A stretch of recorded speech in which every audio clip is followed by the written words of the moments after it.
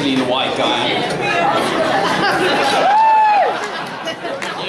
You may wish to charge your glasses. I'm afraid this speech is a little bit more dry than the last one. Ladies and gentlemen, let me just sort this out. There we go, that's a bit better. Ladies and gentlemen, friends and colleagues, esteemed consulting guests, and slightly less esteemed consulting guests, thank you very much for asking me to speak to you tonight. And classically, on an occasion such as tonight, it's traditional to ask the speaker who embodies your happy memories and fond times at Imperial. You, however, have elected someone who is a prematurely balding, slightly overweight, essentially middle-aged man who never really likes any of you anyway, so I'm not really sure what that's going to make in 6 years. I did find this speech actually particularly difficult to write, and it actually wasn't really helped very much by that smug bastard paperclip from Microsoft Word, who thankfully took the time out from correcting my shitty grammar to tell me that I should perhaps consider revising. There's an office-based joke there. Actually, I did find this speech genuinely difficult. I didn't know what to say at first, and this does feel strangely like a best man speech. It's something I've never actually been asked to write, unsurprisingly. But it would be an odd sort of wedding where, at the end of the service, the congregation is assembled and the government picks 30 of the congregation, essentially at random, fucks them over and forcibly deports them to Mid-Staffordshire to work for 2 years. But alas, the business. And it has been a very interesting 6 years, and I can still remember my very first medical school memory, actually. It was in an airless, windowless room, overwrought with the overpowering stench of blackcurrant vomitus that we now fondly refer to as the Reynolds. It was the roadshow, 300 wide-eyed, naive young freshers crammed into that hall. And we all looked out the windows as we watched an older and presumably much wiser perhaps, student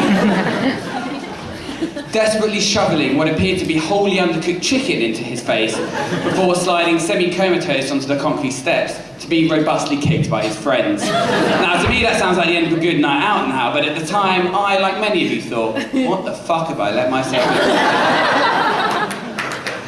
But now I have in fact succumbed to the allure of STFYD chicken, and perhaps that is because it is very much like our own phoenix, frequently rising from the ashes of repossession and the occasional food safety agency investigation. And I too have fallen for the Reynolds. Ah, the Reynolds, the land of missed opportunity.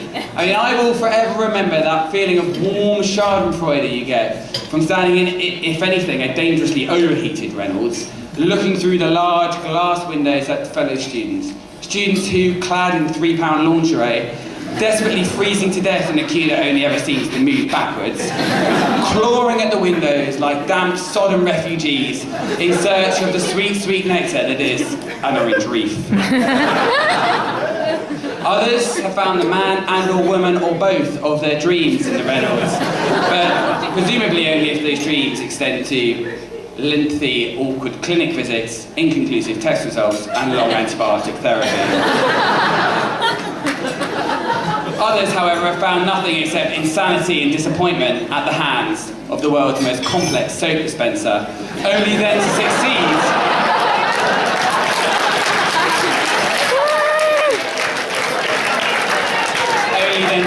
And find, in fact, that it contains no soap. Actually, as an aside, I was at Thorpe Park recently, which is the only place on earth, other than the Reynolds, to have one of these contraptions. And so overwhelmed was I that I was the only person in this cramped toilet that knew how to use this bizarre thing, that I ran round to 4-year-old children and their slightly burly fathers shouting, "Just wipe the nipple and press the button!" before I was promptly ejected from the park and now face a lengthy fitness to practice investigation. But of course, it's not all fun and games. I am now an expert in many of the clinical aspects of life. For example, my specialist topic is fixtures and fittings of NHS clinic rooftops. Mainly because I spent many a clinic playing that hilarious game of guess the wattage of the light bulb to relieve a painful rheumatology clinic. Unfortunately, it's not, that is slightly a risky tactic, I admit, because occasionally you will then have an inaudible question by a consultant, and following the older days, the answer is always syphilis. You blurt out syphilis, and you find out the question is, what has happened to the other student? It's not all been fun and hedonism, unfortunately, as there have been some difficult times. I'm sure many of us will remember quietly sobbing outside the walls and doors of a West Middlesex delivery suite, wondering if we'll ever be allowed to see our families or daylight again.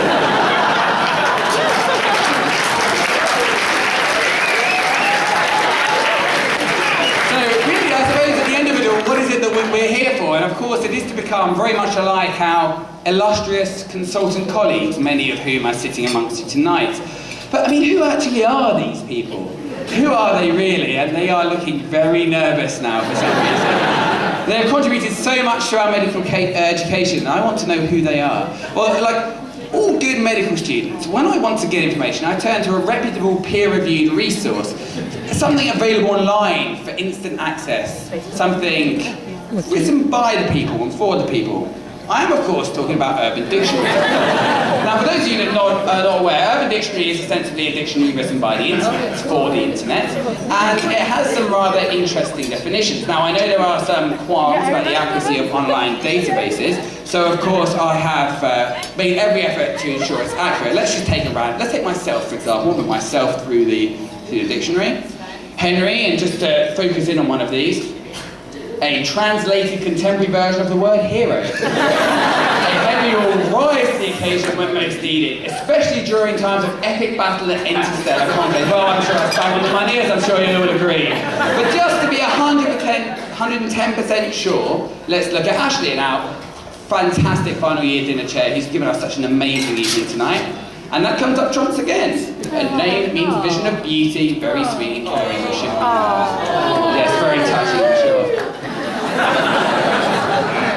But then, to return to my original question, what then to our consultants? Perhaps we should start with our illustrious after-dinner speaker, Prof. Miran. And if you'll forgive the familiarity in using Prof's first name of Karim, we see he's a well-mannered, humble man, honest, trustworthy, intelligent, heart of gold, gentlemanly behaviour.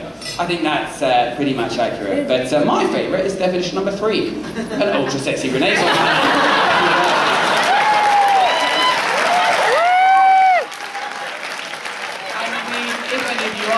I will be selling Korean mugs and shirts. Very reasonable price. But there has, in fact, been another much greater enigma for me, and that's mainly over the last year. And that is of Prof. Mirza of A&E, Westmead and thankfully, Urban Dictionary comes up again. I'm not sure if it means Prince of Blood, but that'll do. So I thought, in the spirit of academia, after all that's what this evening is all about, we would go and peer review the definition. So let's put point 1. Incredibly tall. Well, he's pretty tall, yeah, that sounds about right. Tick. Great hair. Well, I mean, coming from someone as little hair as myself left, I'm not really one to comment, but it seems pretty good. Amazing, easily lost in eyes. Well, I got pretty lost in many of his lectures, but I'm sure that's all due to the eyes, so that sounds good. Smells amazing. Yeah, I'll vouch for that one. I mean, I'm sure Prof. Mirza spends a not inconsiderable portion of his sizable consultant salary on expensive eau de cologne, so ka-ching. Well, soft, alluring skin. Well, I suppose, I mean, I've never really touched him. Can skin be alluring? So maybe. Incredibly sexy. Women fall for him. Well, I've never seen it happen, and I don't really have the necessary apparatus to find out. So. But I suppose it's always important to check references. Let me just have a look at this one. This was written by a bad boy Zool 69. So. I guess, and he's not for me because I don't need to pass finals anymore, and that's not a problem.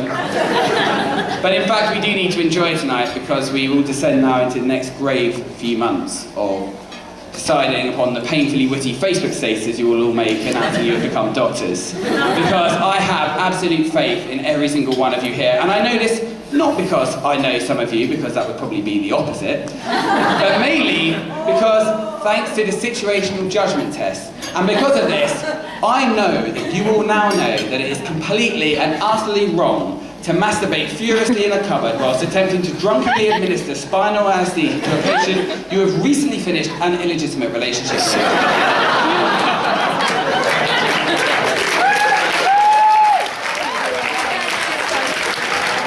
I unfortunately will not be graduating with you, I'm sorry to say, because just today I received a phone call from the Department of Health. And apparently my SJT score, and therefore my situational judgment, is so poor that I'm actually being offered a job as a new health secretary. So, satire there.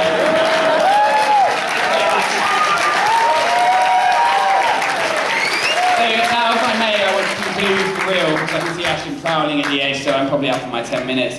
And the revelatory anecdote I choose to end on is, like all good epiphanies, occurring whilst dosed up to the tits on pethidine and midazolam. And whilst I can see consultants reaching for the speed dial GMC, I should probably qualify this very quickly. I recently had the ignominy of having 4 foot of telescope inserted parectally by someone who I should have perhaps considered in retrospect, credentials more carefully. And this happened rather unfortunately in a place called St Helier Hospital, which is somewhere between purgatory and hell.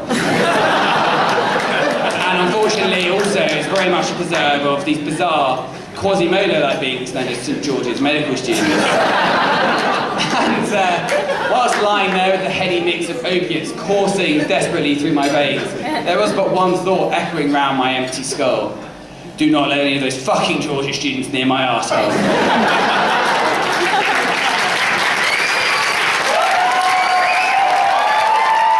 I have to say to you now, sit down.